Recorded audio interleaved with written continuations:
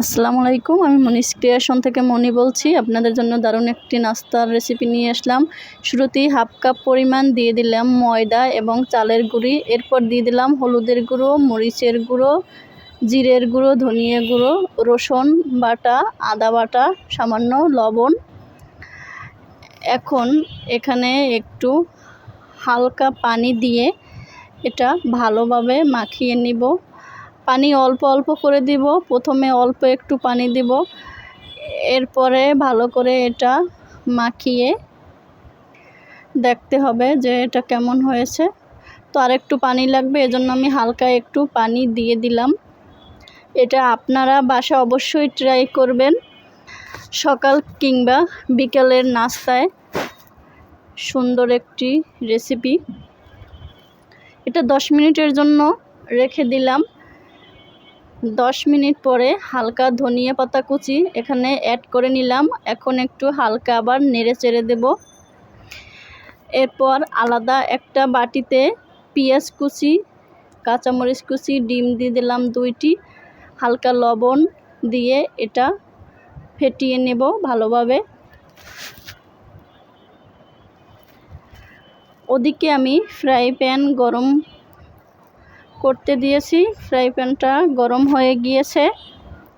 এখন এখানে সয়াবিন তেল দিয়ে দিলাম ডিমটা ভাজার জন্য। তেলটা গরম হয়ে গিয়েছে, এখন ডিমটা দিয়ে দিলাম। এটা একটু হালকা ঘুরিয়ে দিলাম।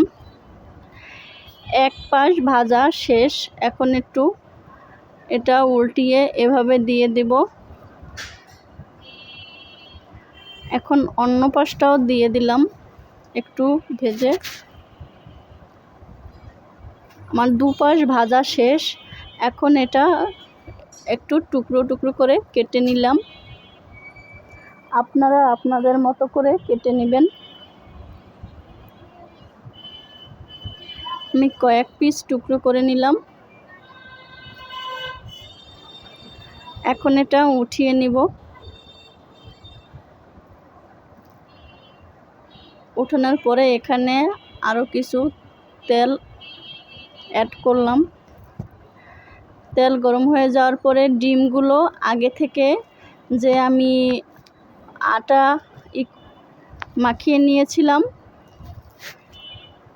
মিশ্রণে, এভাবে দিয়ে দিব এক এক করে। এক পাশ হয়ে গিয়েছে, এবার অন্য পাশ উল্টে দেব। একটু ব্রাউন কালার করে ভেজে নিব। এখন এটা উঠিয়ে নিলাম। হয়ে গিয়েছে বিকেলের নাস্তা। তো ভিউয়ার্স, ভিডিওটি যদি ভালো লেগে থাকে তাহলে ফেসবুক পেজটি ফলো দিবেন এবং চ্যানেলটি সাবস্ক্রাইব করবেন। সবাই সুস্থ থাকুন, ভালো থাকুন। আল্লাহ হাফেজ।